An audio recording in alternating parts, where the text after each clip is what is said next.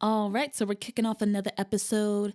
Now, this one is a little different. I felt it was important to talk about the reality of the current times, especially with me being a Black woman. I am proudly a Black woman. My identity and how that relates to policies in our country is an everyday thing of my experience. So that's why I want to talk about it here today. So it is a more serious, more just open dialogue. There's no specific exercise today, but I simply want to hold space for all the feelings and thoughts.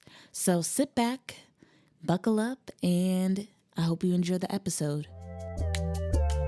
Hey, it's Niara, and welcome to Confessions of an Ex-Perfectionist, where we talk about the hangups and holdups of being a perfectionist, and instead trading that in for a new approach on life, where we find the balance between striving for excellence while also doing things that are fulfilling and true to ourselves, honoring who we are as we strive to become all that we desire to be. Perfection is overrated, and you are way too amazing to worry about being perfect. Let's chat.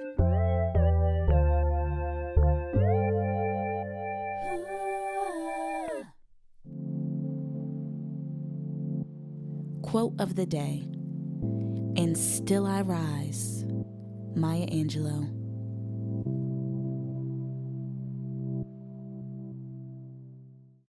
All right, hey guys. So at the time I'm recording this, it is 3 days after the 2024 presidential election. Now, honestly, I debated doing an episode on this because I wanted the first few episodes of my podcast to be like, about getting to know why I'm doing the podcast, and more so, the small talk, first getting to know me, first getting to know you, the listener, and getting more acquainted before bringing in more heavy-weighted topics. But the feeling after this election prompted me to speak. And as you know, as the title of the podcast, Confessions of Ex-Perfectionist. So it's like, okay, how does this fit into combating perfectionism? In our community as Black people, there's a phrase: you have to be twice as good to get half of what they get.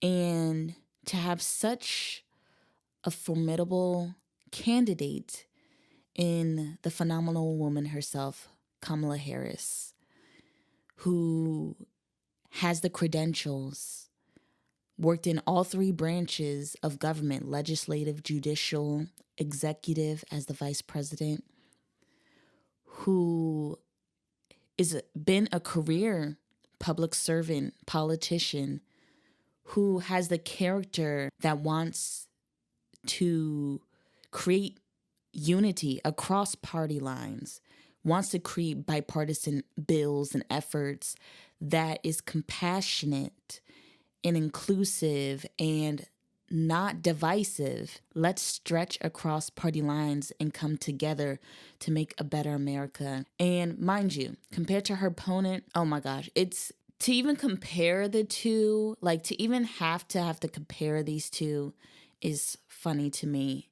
And the fact that we had such a great candidate, even if you don't agree with all the policies or maybe it's not your party, but even taking in that, you can't say that she wasn't a solid candidate. And to have this solid candidate that could have tempered the storm of what this political landscape has been since 2016, it could have been a step of less divisiveness. It could have been a step back to politics before 2016 where it wasn't so combative. It wasn't so polarizing. I would have loved for a candidate to just kind of bring us back into reality, in this time of misinformation and just so much. I would have liked to have taken a step back, closer to reality. And I'll say this, and this goes into perfectionism: I don't expect any candidate to be a full-on savior. Like, even if she had one, I don't think every problem was going to be solved with the wave of a magic wand. I didn't even think all the hatred and harmful and hurtful rhetoric would, disappear and just all of a sudden eviscerate. I didn't think that was going to happen. Even with Obama being the first Black president, I didn't think like, oh, excellent, there will be no more racism. Oh, Black people have nothing to worry about now. I think trying to make a candidate an all-around savior is unfair. And that brings me to just my observation of how critiqued Kamala Harris was during her campaign. It's totally fine to have critiques, like, because I'm not for a society that's like that can't take critique. And while the other side has made threats, even in jest, but has made threats to people who offered critique, I find it interesting that, he made it out to be the winning candidate. But I'm for fair and open critique. This is the highest position in our country. It not only affects our country, it affects our foreign affairs and other people around the world. So critique is necessary because it's a serious position. I'm hearing all this critique for Kamala, but then I'm hearing all these excuses for her opponent. And it's really fascinating to me. And I will go ahead and say that this election's results really felt like a slap in the face for me as a Black woman. It felt like a slap in the face to Black women because it's like you can have all these credentials, you can have great character, you can have the experience, and America still said no. And I'll admit, like, the day after, I felt so discouraged and disheartened. Like, as a matter of fact, I had a job interview that day, and seeing the results honestly made my confidence flounder a little bit because I'm like, wow, I can be qualified. I could have the experience. I could have the character, all that, and still lose out to someone's biases. Like, I will go ahead and say, if Kamala Harris was a white man, I don't think we would have had the same results. I don't think we would have had the same results. There's millions of people who voted for her. There's millions of people who voted not for Trump. So I don't mean to group everybody in. However, America as a whole, as a country, when we did the math, America has spoken for the kind of candidate they want to represent our country. America has stated the type of leader they want to have. And for that to be the other candidate is really discouraging and disheartening. And I saw one phrase, I forget which news syndicate it came from, but they were like, oh, he gets to be lawless, but she has to be flawless. So it's that double standard. And we know double standards is a thing, but it's fascinating to me how much people were just outright with their double standard, outright with their sexism, racism, and misogyny. This election's results really stamped for me the kind of identity that people wanted America to have. And honestly, another reason why I wanted to do this episode, because I wanted to give all the credit, all the thank yous to Kamala Harris.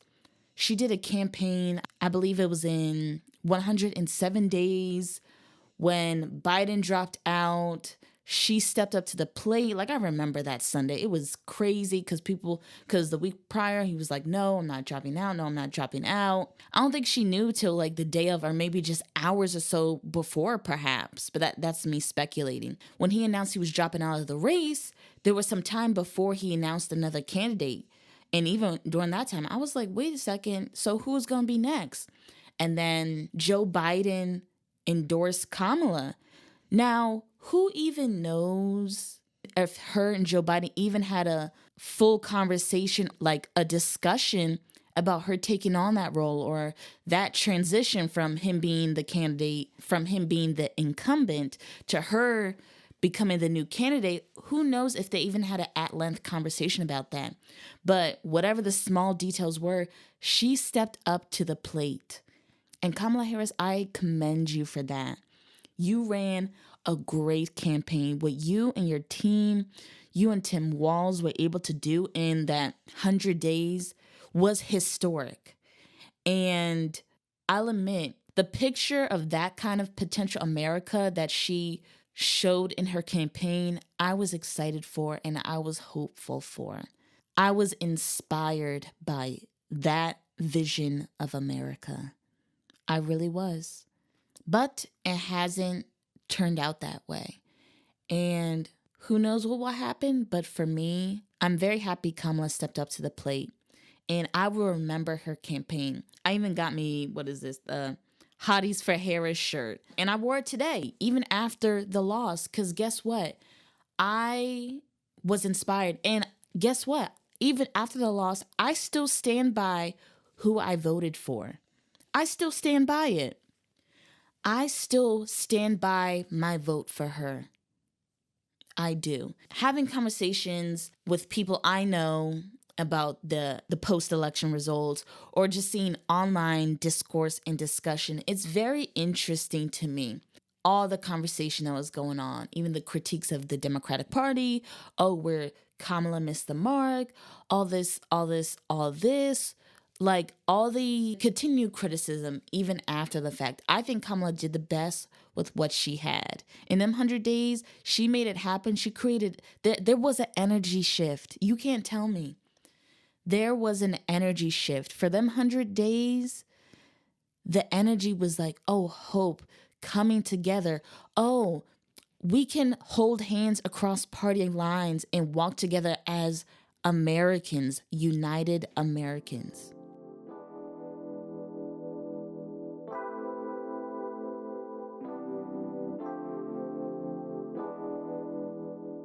Something that's been a reminder to me in these past few days since that integrity is a very important value to me. Being about what you talk about, being about what you spit about. If you're a company and this is your mission, I need that mission to be shown in the day-to-day. It doesn't just need to sound good on a poster. Me personally, I do not value performative stuff. Like if it's just on the surface, oh, that sounds good. Oh yeah. But when it boils down to it, it's not cool, it's a bunch of crap, or it's hurtful, I ain't with it. I don't care what the top layers look like. I don't. But what this election has shown is some people are willing to look past, or they have a high tolerance for what they'll put up with if it means, I guess, pushing the agendas they want. I don't know. If it means, I don't know. They're willing to tolerate, look past the hurt, the harm that's being caused, if it means they get to advance a little bit further. And that's just not how I think about it. But there are people like that. And on a bigger note, this election, I did experience grief. I experienced the grief of the American dream, like all those ideals of, oh, coming together, oh, like we're a melting pot of cultures, like, wow, how beautiful is that? The whole, we look out for each other, like the whole, we're United States of America. Because America has voted for a person who ran their campaign on divisiveness, of pointing fingers and making people the enemy and saying they're a danger, they're a threat. I am uninterested in that type of America. That's not the America I want to be a part of. So that really killed a dream for me. Like, oh, we look out for each other. We can be united. That's the whole American experiment, isn't it? Oh, all these people from different cultures, how can they come together to make one nation? So the election really killed a lot of dreams and hopes for me in that way. Second, as a Black woman, now I'm cool off trying to come together as a country because I think I'm just tired. It's saddening to see, and everybody has the right to selfishly choose himself. And I don't mean that selfish, like, because selfish could be seen as a bad word, but everybody has a right to choose who they want, vote for what they want to see. Everybody has the right to choose. So I'm not saying that's wrong. But what the majority of America has subscribed to, I'm not interested in what they've chosen. As a Black woman, our people, our community has fought so hard for legislation, for the rights, have put energy and effort towards efforts that many other groups and just America as a whole has benefited from. And I'm gonna try to keep this in. I'm gonna try to keep this contained. But it's just so sad to me. Like, despite all that our people have gone through in this country, the hundreds of years of the forced labor that built the economic prosperity of this country. Even after having gone through that, still in the 60s, and I'm sure even in between that time, but just to checkpoint it, in the 60s, fighting for civil rights to get acts passed that benefited not only Black people, but people beyond just our Black community. Even in the LGBTQ community, at Stonewall, the activists there, the people of color who championed those efforts, and I'm going to say it, their effort and their pain that made way for us in current day to have certain rights. It's like, despite what we've been through as a people, we've continued to put effort and energy to push our country forward for the benefit of not just us, but for everyone. So now, in 2024, when America has made it clear that they want to go back, I am uninterested in that continued fight anymore.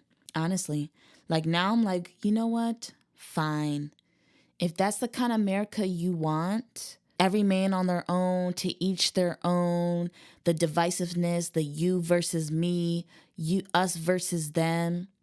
If that's what y'all want, fine. Fine. To each their own, fine. All right. Y'all got it. That's how I feel.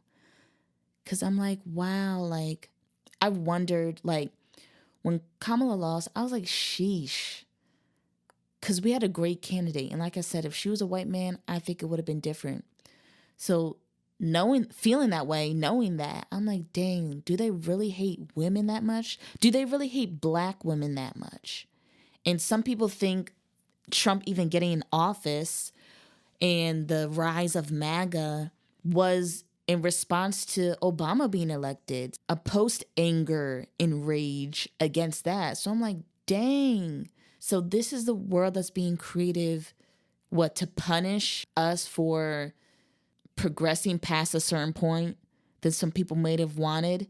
Some people don't want, it's clear, some people don't want the status quo to change. They want it to be how the foundation of this country is made. They want some people to have second-class citizenship. They want some people, despite work hard or contribute to society, even if you do that, they're still like, no, we will still not give you equal rights. We will still not make any legislation to let you get any closer to where we are. No, that is what America said to Black women in our community.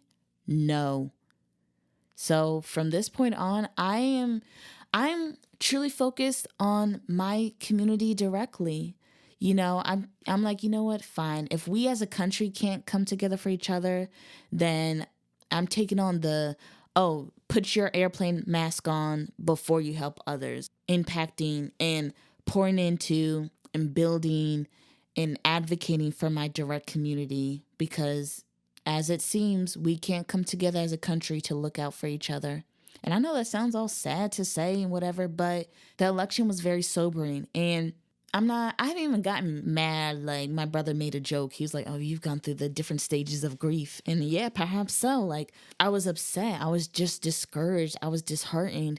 And now it's like, you know, it is what it is. Now I'm not looking for the country to look out for its smaller people. I'm not expecting the general public to look out for their neighbor. Not saying, like, now for the people who I choose to have in my life, the community I build and foster, including you, the viewers here, I care about. I aspire to pour into my community. That matters to me. Again, I am not throwing away my heart in general for my neighbors, for people, for humanity. However, I'm no longer looking for it from this country as a whole, because this country has made itself clear. It's made itself clear for the kind of America it wants, and I'm not gonna put up a fight or try to change their minds. I think we had the opportunity to do that. And of course, the future, listen, the future holds what it holds. Who knows? I'm not casting off or like throwing away complete hope that things will never change. I will never say that. I will never say never, like, oh, like just completely throw it away. However, I'm not putting energy into trying to advocate or bring people on board or try to help them see humanity and why looking out for others, even if you may not need it, is important. I don't have the energy anymore to explain that to people or to try to make people see it a different way, because people have made themselves crystal clear. But yes, I want to encourage specifically my Black women. There's so many communities I want to encourage, but I do want to specifically talk to my fellow Black women and my Black community. We've been through so much, and I want you to be encouraged in yourself. Our people are resilient. Even to speak to that real quick, I don't mean to say that like, oh yeah, come on, throw on the pain, throw on more struggle, or like, oh, we've been through worse before, so bring it on. I ain't for that. But we are strong people, and we've had a great impact on this community, even if people don't want to give the credit, or if it seems to go like thankless and not be reciprocated. But no one can deny our impact on the betterment of this country. So I just want you to be encouraged. There are biases out there. There is rejection. You could come with all the great attributes and there will still be a no. But don't let that dampen you, because you are still who you are. As the great Maya Angelou said, still I rise. Even if other people don't see the value, that doesn't take away the value you have. So I just want you to be encouraged. And to my perfectionist, this is just an example. I was like, listen, you could be all that in a bag of chips. You can have everything. And there were still some things that won't go our way, you know? So that's why in my intro, I say strive for excellence. And at the end of the day, being true to who you are. That's what's important, because there's going to be disappointment. There's going to be things where people are going to be like, no, thank you. There's no seat at the table for you. And you're just going to be like, Ard. Yeah, you could have disappointment and be like, dang, like I'm this, and that. But you know what? Just dust it off. Dust it off and keep it moving. That is my message to the community. All right. So this was kind of a very serious, weighted and serious but necessary conversation, because Black women, I hear you, I see you, and I feel you. So yep, that's what I have for you today. This may come out just maybe a few weeks after the election. So we'll see what the conversations, the public social media discourse is by then. But I did think it was important to talk about this on this platform, to share my thoughts and to hold space for what we're feeling and experiencing in this moment. So yes, thanks for tuning in. Stay encouraged as best as you can. All right, you go be great.